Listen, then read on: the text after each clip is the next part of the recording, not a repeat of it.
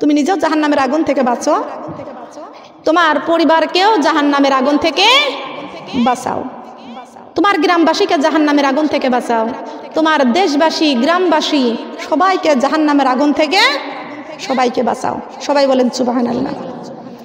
জাহান্নামের আগুন থেকে আমরা বাঁচতে চাই, কি করতে চাই বলেন? কি করতে চাই? জাহান্নামের আগুন থেকে আমাদেরকে বাঁচতে হবে, বলেন সুবহানাল্লাহ। সম্মানিত মা বোনরা খেয়াল করেন, আজকে এক ধরনের কিছু মানুষ আছে আলেমদেরকে দেখতে পায় না, আলেমদের সমালোচনা করে কথা বলেন, ঠিক কিনা? মাগো, আপনি বিউটি পার্লারে যাবেন, আপনার কোনো বাধা হবে না। আপনি যাত্রার প্যান্ডেলে যাবেন, কোনো বাধা হবে না।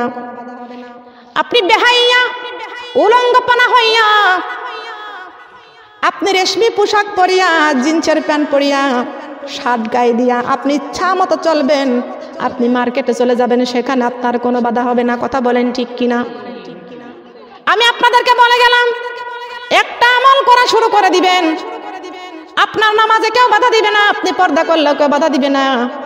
আপনি যখন এই কোরআনের বাণী প্রচার করার জন্য, মানুষকে জাহান্নামের আগুন থেকে বাঁচার জন্য এই মানুষকে যখন তাগিদ দিবেন, ডাকতে যাবেন, তখনই আপনার বাধা চলে আসবে। কথা বলেন, ঠিক কিনা? ঠিক কিনা বলেন?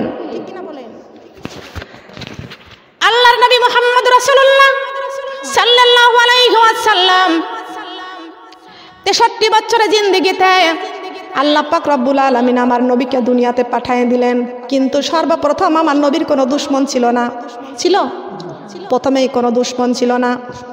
আল্লাহ পাক রব্বুল আলামিন এই কালেমার বাণী প্রচার করার জন্য যখন আমার নবীকে যখন বলেছিলেন, বন্ধু রে, আমি আপনাকে দুনিয়াতে দারোগা বানাইয়া পাঠাই নাই, ম্যাজিস্ট্রেট বানাইয়া পাঠাই নাই, এমপি বানাইয়া পাঠাই নাই, মন্ত্রী বানাইয়া পাঠাই নাই, আপনাকে লাঠি চার্জ করার জন্য দুনিয়াতে পাঠাই নাই। ইন্না আরসালনাকা বিল হাক্কি বাশীরাও ওয়া নাযীরা ওয়া লা তুসআলুন আন আসহাবিল জাহিম। আল্লাহু আকবার। কার কথা বলেন তো? কে বলেছেন এই কথা? আল্লাহ পাক রব্বুল আলামিন বলে দিয়েছেন, হে নবী, বিল হাক্কি মানে সত্য ধর্ম। বিল হাক্কি মানে কি? কথা বলেন না কেন? হাক্কি মানে সত্য ধর্ম। বন্ধুরে, আপনি পৃথিবীর মানুষদেরকে এই হক রাস্তায় দাওয়াত দেন, সুবহানাল্লাহ বলেন।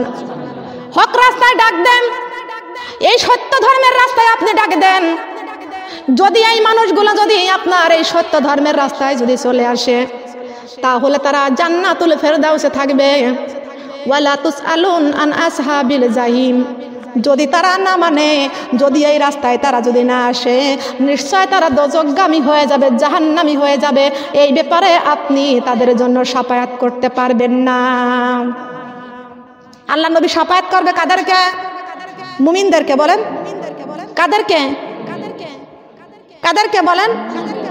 একটু জোরে বলা যায় না? মুমিনদেরকে শাফায়াত করবেন। সুপারিশের কান্ডারি নবী মুহাম্মদ রাসূলুল্লাহ সাল্লাল্লাহু আলাইহি ওয়াসাল্লাম, এই নবী শাফায়াত করবে মুমিনদেরকে। বলেন সুবহানাল্লাহ। আমাদেরকে মুমিন হতে হবে, মুত্তাকি হতে হবে। যদি জাহান্নামী হয়ে যায়, তাহলে আল্লাহর নবী আমাদেরকে শাফায়াত করবে না। কেমনে শাফায়াত করবে আমার মা বোনরা একটু খেয়াল করুন।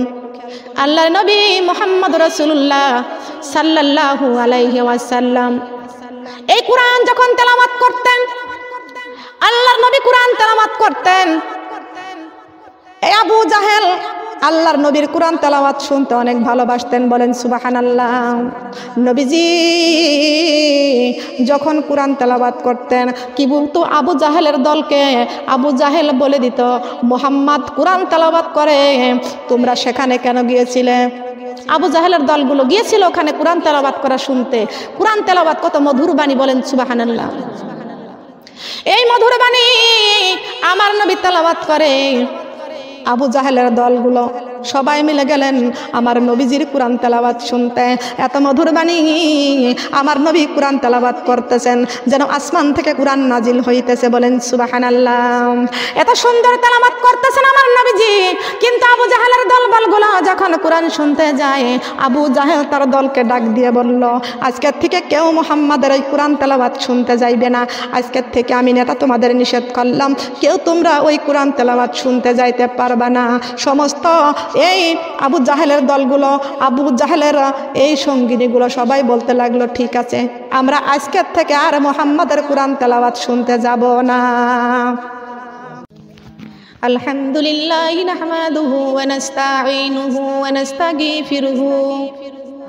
ওয়া নাস্তাগফিরুহু ওয়া নু'মিনু বিহি ওয়া নাতাওয়াক্কালু আলাইহি ওয়া নাউযু বিল্লাহি মিন শুরুরি আনফুসিনা ওয়া মিন সাইয়্যাতি আ'মালিনা। من يهدي الله فلا مضل له ومن يضلله فلا هادي له ونشهد أن لا إله إلا الله وحده لا شريك له وأشهد أن سيدنا وسندنا وحبيبنا ورسولنا ومولانا محمدا عبده ورسوله الذي أرسله بالحق بشيرا ونذيرا وداعيا إلى الله بإذنه وسراجا منيرا. فقد قال الله تعالى في كلامه المجيد والفرقانه الحميد. জবান খুলে পড়েন, আউযু বিল্লাহি মিনাশ শাইতানির রাজিম।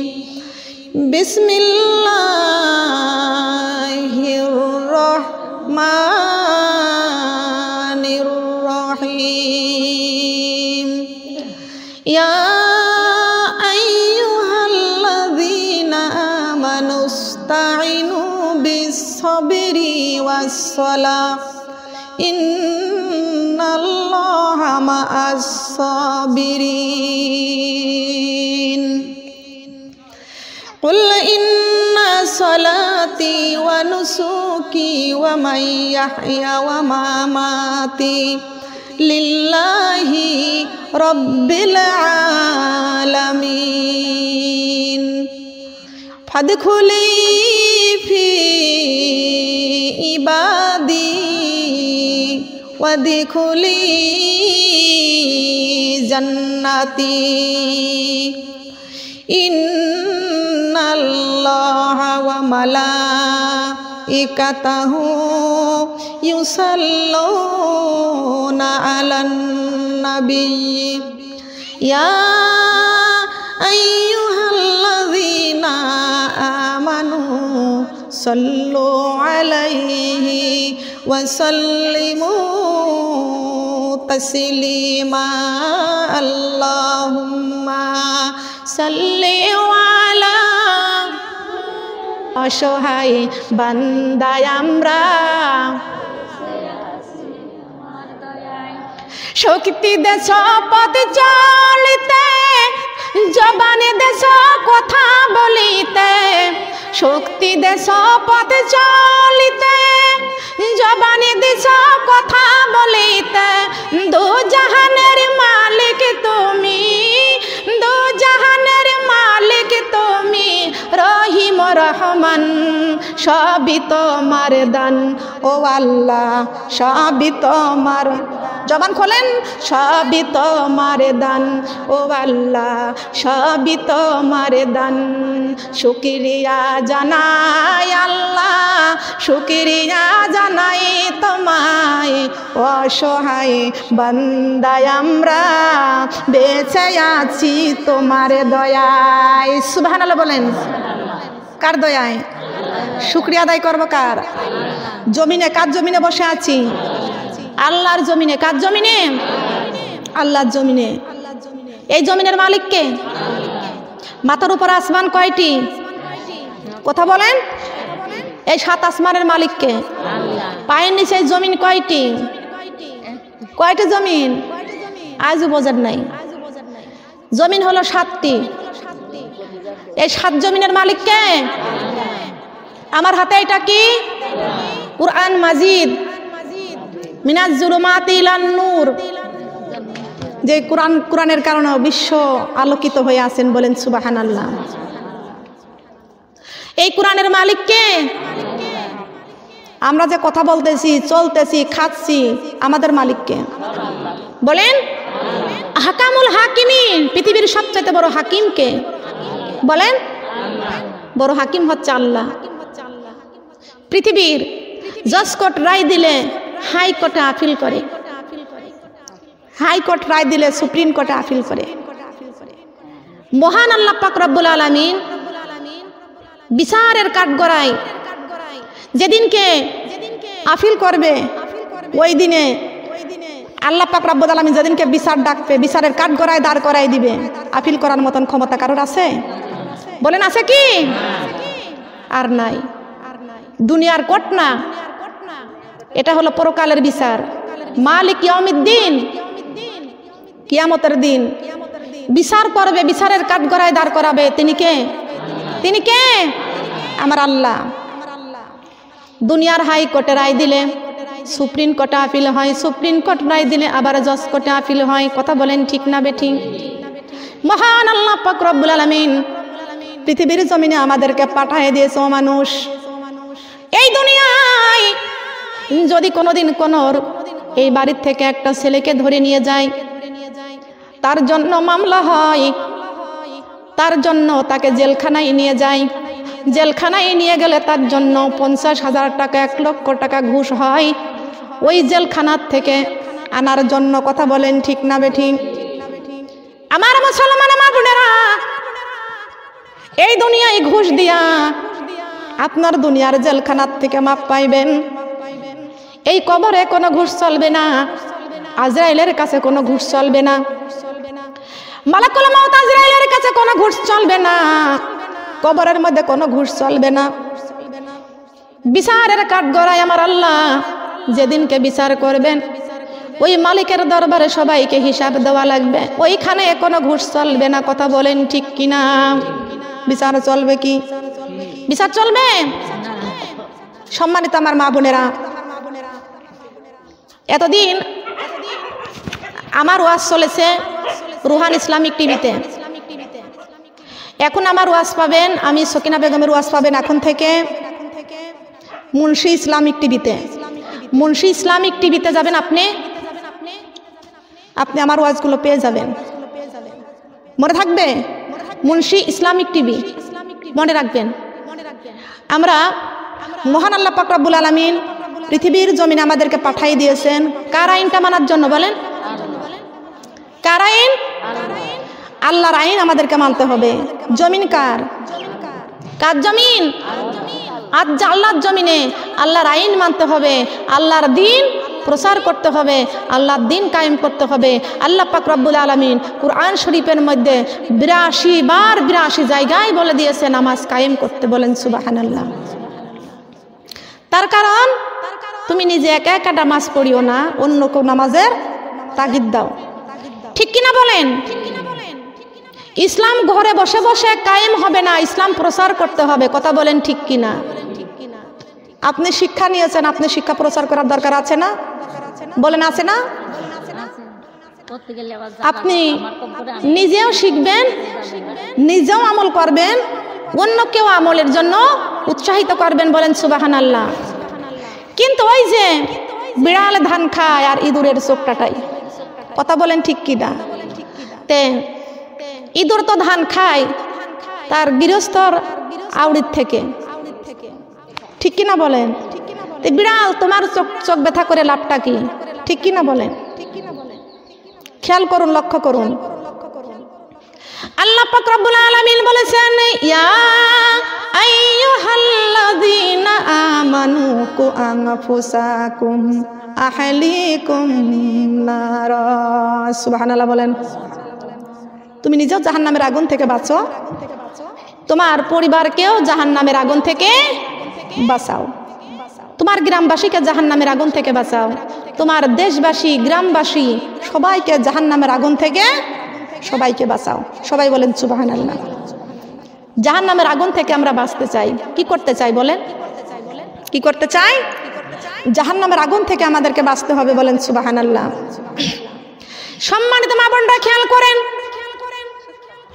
আজকে এক ধরনের কিছু মানুষ আছে আলেমদেরকে দেখতে পারে না, আলেমদের সমালোচনা করে কথা বলেন, ঠিক কিনা?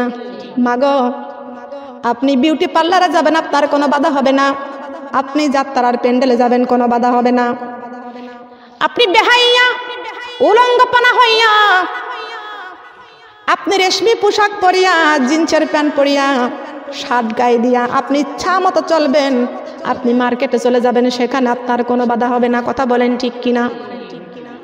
আমি আপনাদেরকে বলে গেলাম, একটা আমল করা শুরু করে দিবেন, আপনার নামাজে কেউ বাধা দিবে না, আপনি পর্দা করলেও কেউ বাধা দিবে না। আপনি যখন এই কোরআনের বাণী প্রচার করার জন্য, মানুষকে জাহান্নামের আগুন থেকে বাঁচার জন্য এই মানুষকে যখন তাগিদ দিবেন, ডাকতে যাবেন, তখনই আপনার বাধা চলে আসবে। কথা বলেন, ঠিক কিনা? ঠিক কিনা বলেন? আল্লাহর নবী মুহাম্মদ রাসূলুল্লাহ সাল্লাল্লাহু আলাইহি ওয়াসাল্লাম 63 বছরের জিন্দেগিতে আল্লাহ পাক রব্বুল আলামিন আমার নবীকে দুনিয়াতে পাঠিয়ে দিলেন। কিন্তু সর্বপ্রথম আমার নবীর কোনো দুশমন ছিল না। ছিল? প্রথমেই কোনো দুশমন ছিল না। আল্লাহ পাক রব্বুল আলামিন এই কালেমার বাণী প্রচার করার জন্য যখন আমার নবীকে যখন বলেছিলেন, বন্ধুরে, আমি আপনাকে দুনিয়াতে দারোগা বানাইয়া পাঠাই নাই, ম্যাজিস্ট্রেট বানাইয়া পাঠাই নাই, এমপি বানাইয়া পাঠাই নাই, মন্ত্রী বানাইয়া পাঠাই নাই, আপনাকে লাঠি চার্জ করার জন্য দুনিয়াতে পাঠাই নাই। ইন্না আরসালনাকা বিল হাক্কি বাশীরাও ওয়া নাযীরা ওয়া লা তুসআলুন আন আসহাবিল জাহিম। আল্লাহু আকবার। কার কথা বলেন তো? কে বলেছেন এই কথা? আল্লাহ পাক রব্বুল আলামিন বলে দিয়েছেন, হে নবী, বিল হাক্কি মানে সত্য ধর্ম। বিল হাক্কি মানে কি? কথা বলেন না কেন? হাক্কি মানে সত্য ধর্ম। বন্ধুরে, আপনি পৃথিবীর মানুষদেরকে হক রাস্তায় দাওয়াত দেন, সুবহানাল্লাহ বলেন। হক রাস্তায় ডাক দেন, এই সত্য ধর্মের রাস্তায় আপনি ডাক দেন। যদি এই মানুষগুলো যদি আপনার এই সত্য ধর্মের রাস্তায় যদি চলে আসে, তাহলে তারা জান্নাতুল ফেরদাউসে থাকবে। ওয়ালা তুসআলুন আন আসহাবিল জাহিম। যদি তারা না মানে, যদি এই রাস্তায় তারা যদি না আসে, নিশ্চয় তারা দোজখগামী হয়ে যাবে, জাহান্নামী হয়ে যাবে। এই ব্যাপারে আপনি তাদের জন্য শাফায়াত করতে পারবেন না। আল্লাহ নবী শাফায়াত করবে কাদেরকে? মুমিনদেরকে। বলেন কাদেরকে? কাদেরকে বলেন? একটু জোরে বলা যায় না? মুমিনদেরকে শাফায়াত করবেন। সুপারিশের কান্ডারি নবী মুহাম্মদ রাসূলুল্লাহ সাল্লাল্লাহু আলাইহি ওয়াসাল্লাম, এই নবী শাফায়াত করবে মুমিনদেরকে। বলেন সুবহানাল্লাহ। আমাদেরকে মুমিন হতে হবে, মুত্তাকি হতে হবে। যদি জাহান্নামী হয়ে যায়, তাহলে আল্লাহর নবী আমাদেরকে শাফায়াত করবে না। কেমনে শাফায়াত করবে আমার মা বোনরা একটু খেয়াল করুন। আল্লাহর নবী মুহাম্মদ রাসূলুল্লাহ সাল্লাল্লাহু আলাইহি ওয়াসাল্লাম এই কোরআন যখন তেলাওয়াত করতেন, আল্লাহর নবী কোরআন তেলাওয়াত করতেন, এই আবু জাহেল আল্লাহর নবীর কোরআন তেলাওয়াত শুনতে অনেক ভালোবাসতেন। বলেন সুবহানাল্লাহ। নবীজি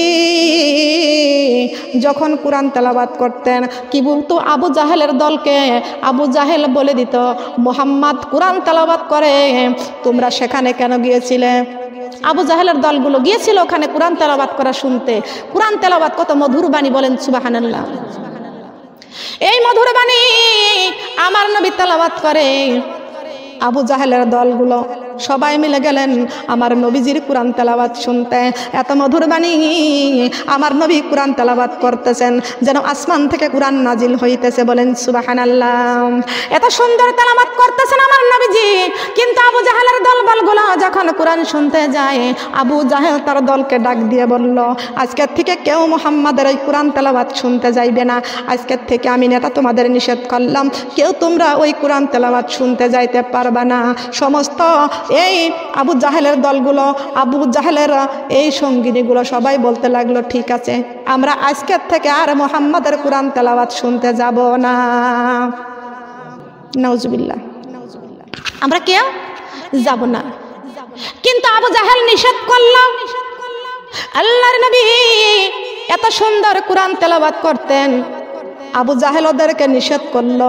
করার পরে এবার আবু জাহেল নিজে নিজেই এবার অনুভব করতে লাগলেন, মনে মনে কল্পনা করে, মুহাম্মদ যে সুন্দর করে কোরআন তেলাওয়াত করে, আজকে ওরা তো কেউ যাবে না, ওদের নিষেধ করেছি, কেউ আসবে না, কেউ আসবে না। আমি আবু জাহেল পিছনে যাই না, পালাই না, আমি একা একাই কোরআন তেলাওয়াত শুনব।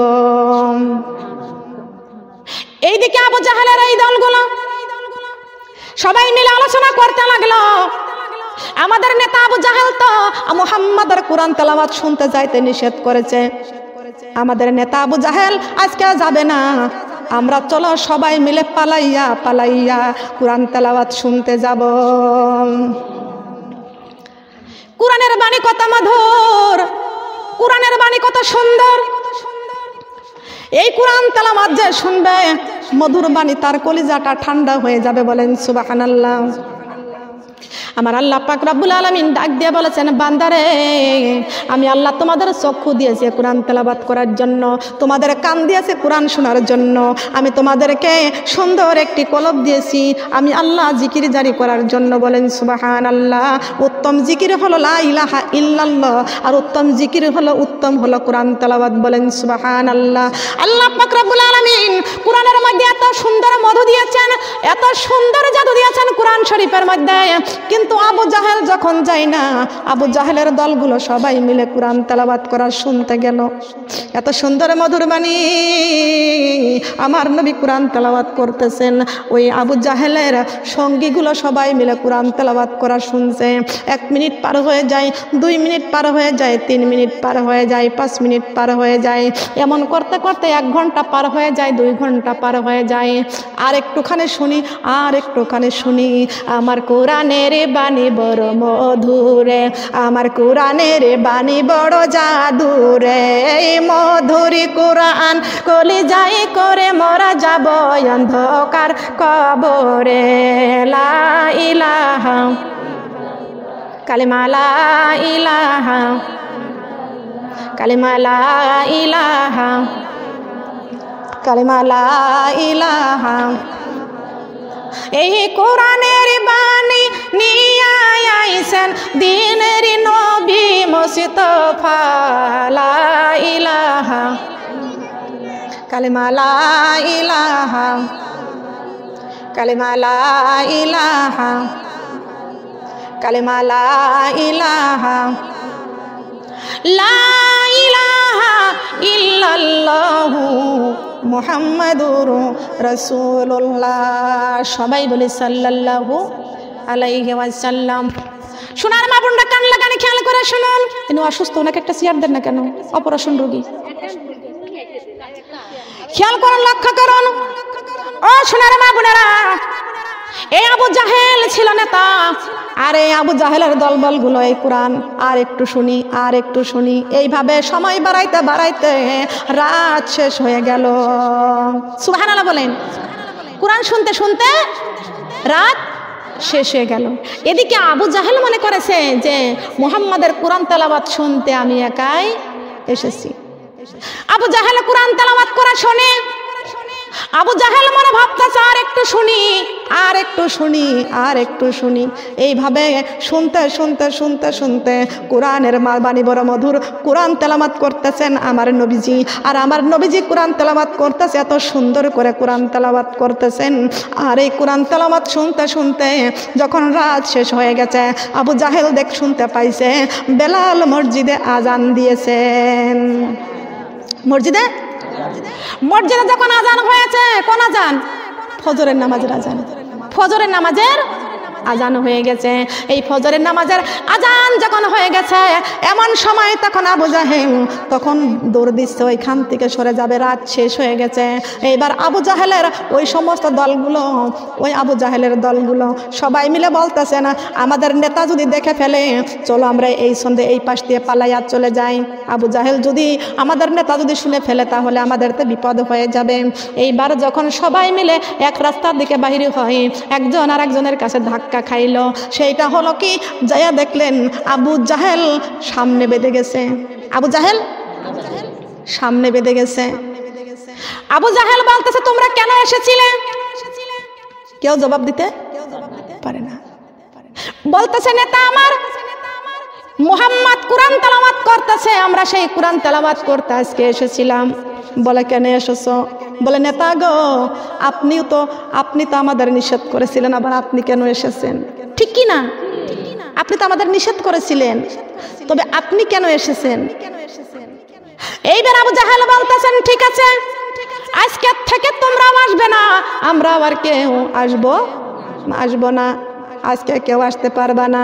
তবে আমার মা বোনেরা কোরআন শুনতে বড় মধুর, কোরআনের বাণী শুনতে বড় মজা লাগে, কিন্তু এই কোরআনটা কলিজার মধ্যে করতে হবে।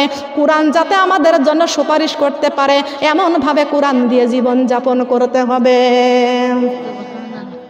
কিভাবে? এই কোরআন দিয়ে আমাদের জীবন যাপন করতে হবে, বলেন সুবহানাল্লাহ। কোরআন দিয়ে জীবন চালাইতে হবে, কোরআন দিয়ে জীবন করতে হবে।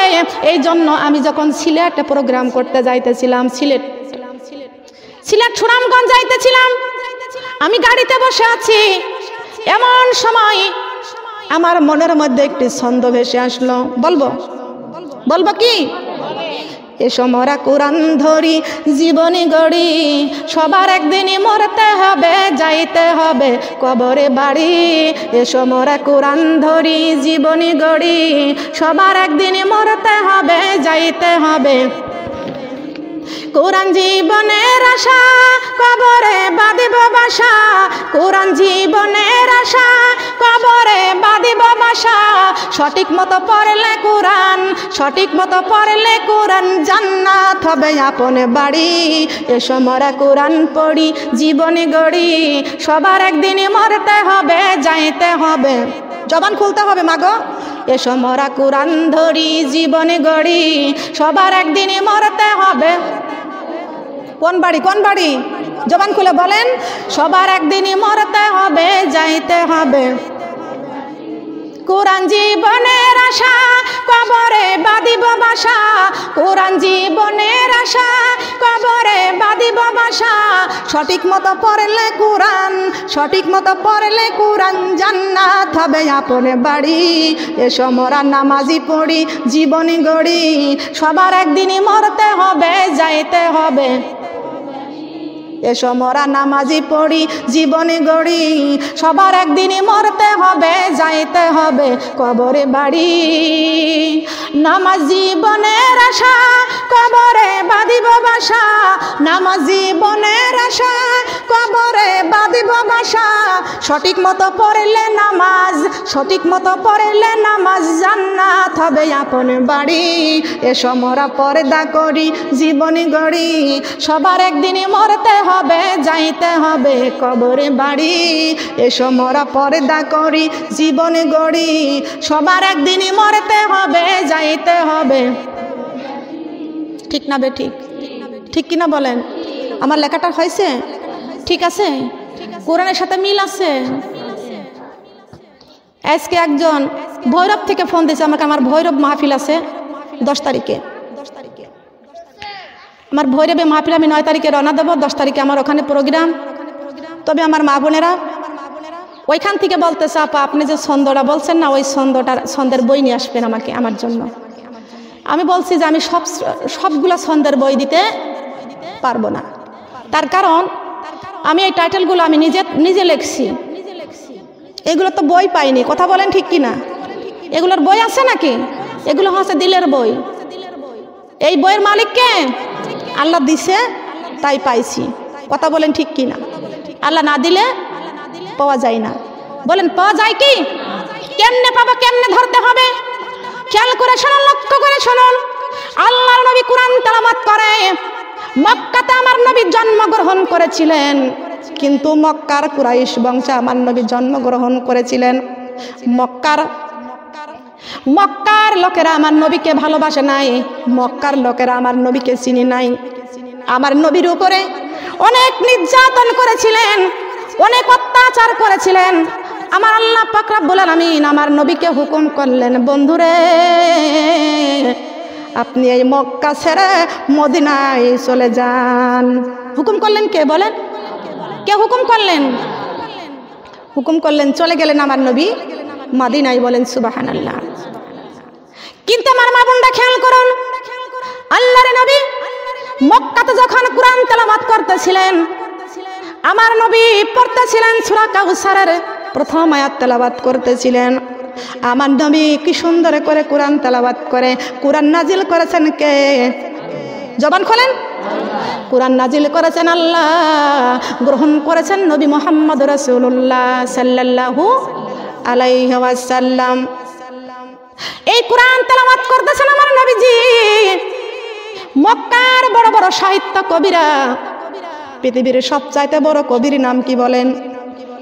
আমার নবী মুহাম্মদ রাসূলুল্লাহ সাল্লাল্লাহু আলাইহি ওয়াসাল্লাম। নবী আমার কবিদের কবি, আমার নবী হলো সবচাইতে বড় সাহিত্য কবি। বলেছেন কে? কে বানাইছেন বলেন? আমার আল্লাহ বলে দিয়েছেন। কিন্তু আমার নবী সবচাইতে বড় সাহিত্য কবি। আমার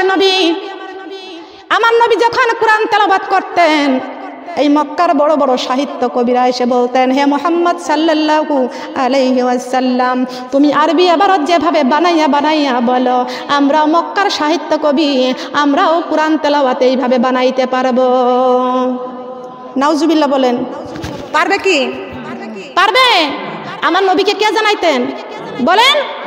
এক একটা আয়াত আমার আল্লাহ জিবরাইলের মাধ্যম দিয়ে পাঠাই দিতেন, আমার নবীজি পড়ে নিতেন। বলেন সুবহানাল্লাহ।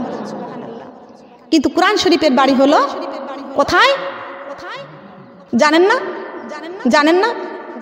আমাদের বাড়ির নাম জানি কোথায়, আমাদের বাড়ি কোথায়, আমাদের গ্রাম কোথায়, সব আমরা জানি।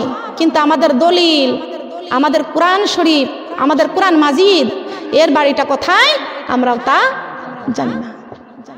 কোরআনকে বলা হয়েছে, কোরআন রে তোমার বাড়িটা কোথায়? কোরআন বলে দিয়েছেন, বাল হুয়া কুরআনুম মাজিদুম ফি লাউহিম মাহফুজ। আল্লাহু আকবার। কোন জায়গা? কোন জায়গা বলেন? বলেন। এখানে কি মদিনার কথা বলা হয়েছে? মদিনা বলেছি?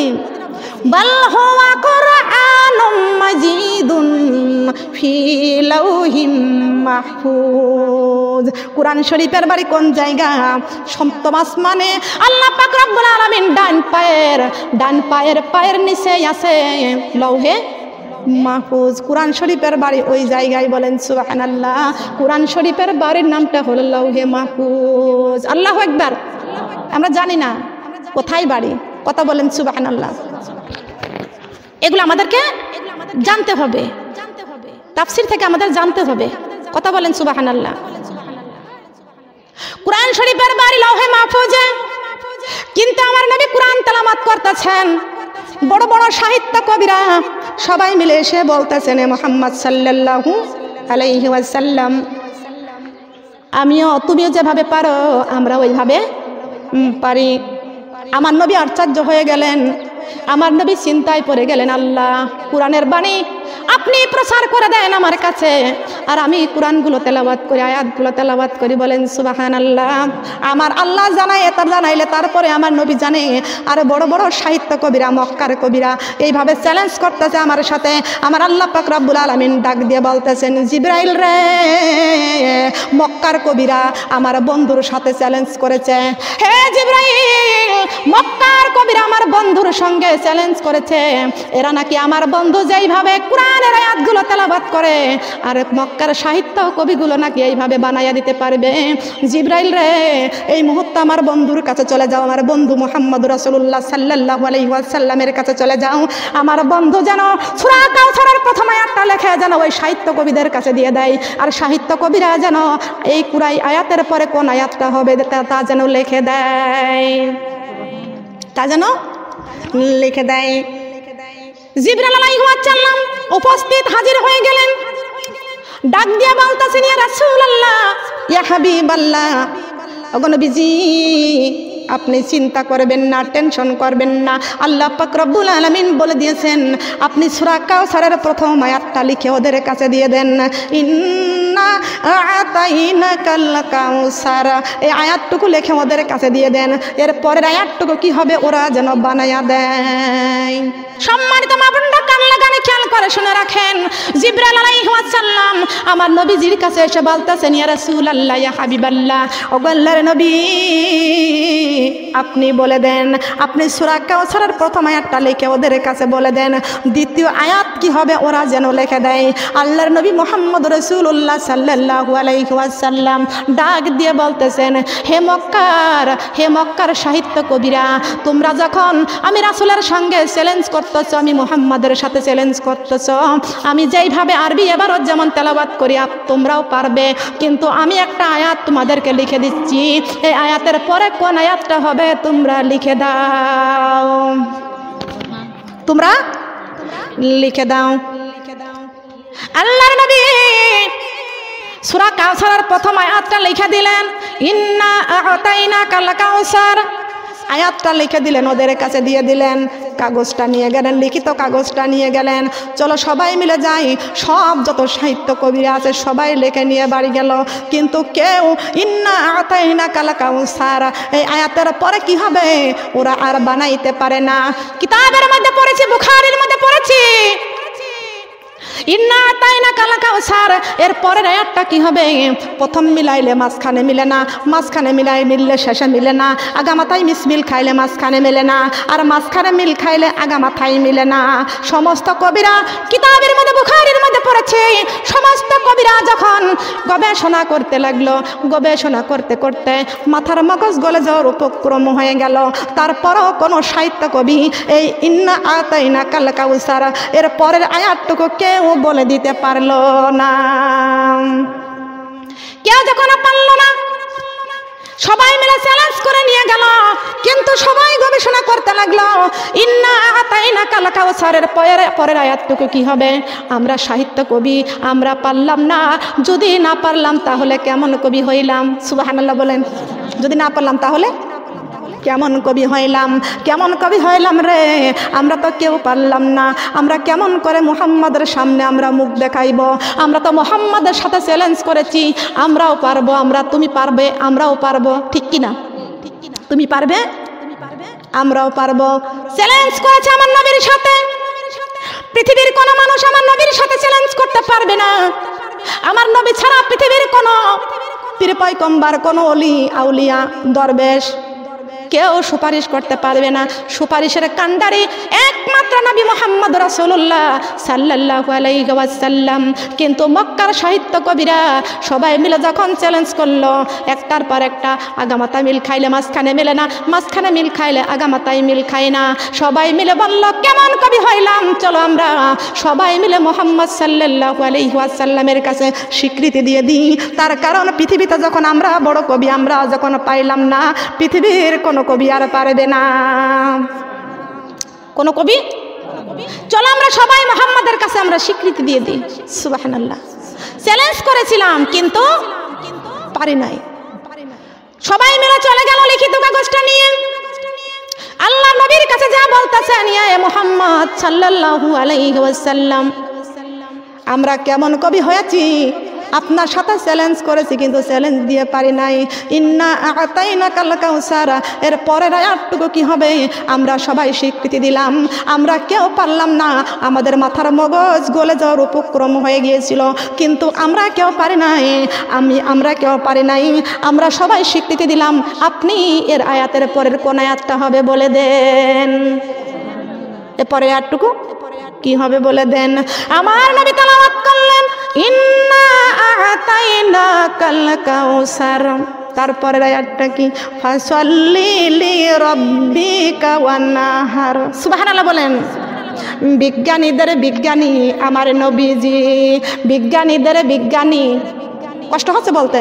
বিজ্ঞানীদের বিজ্ঞানী আমার নবীজি, এমন দয়ার নবী আর পাইবানি, এমন দয়াল নবী।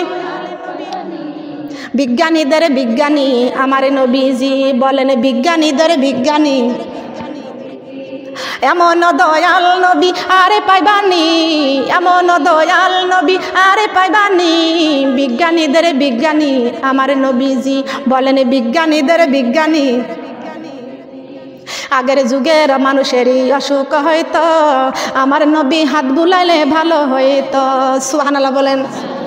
আগের যুগের মানুষেরই অসুখ হইতো, আমার নবী হাত বুলাইলে ভালো হইতো। সেই যুগেতে এমন ভালো, এই যুগেতে এমন ভালো করতে পারবানি কেউ, এই যুগেতে এমন ভালো করতে পারবানি। বিজ্ঞানীদের বিজ্ঞানী আমার নবীজি, বলেন বিজ্ঞানীদের বিজ্ঞানী, বিজ্ঞানীদের বিজ্ঞানী আমার নবীজি, এমন দয়ার নবী আর পাইবানি, এমন দয়ার নবী। বিজ্ঞানীদের বিজ্ঞানী আমার নবীজি, আবু বকর সিদ্দিকেরই সাপে কামড়াইছে, আমার নবী থুতু দিয়ে ভালো কইরাছে। বলেন না সুবহানাল্লাহ। আবু বকর সিদ্দিকেরই সাপে কামড়াইছে, আমার নবী থুতু দিয়া ভালো কইরাছে। সেই যুগেতে উজাবাদ ডাক্তার ছিল নি, সেই যুগেতে উজাবাদ ডাক্তার ছিল নি। বিজ্ঞানীদের বিজ্ঞানী আমার নবীজি, বলেন বিজ্ঞানীদের বিজ্ঞানী, বিজ্ঞানীদের বিজ্ঞানী আমার নবীজি। সুবহানাল্লাহ বলেন। বিজ্ঞানীদের বিজ্ঞানী, কবিদের চাইতেও বড় কবি। সুবহানাল্লাহ বলেন।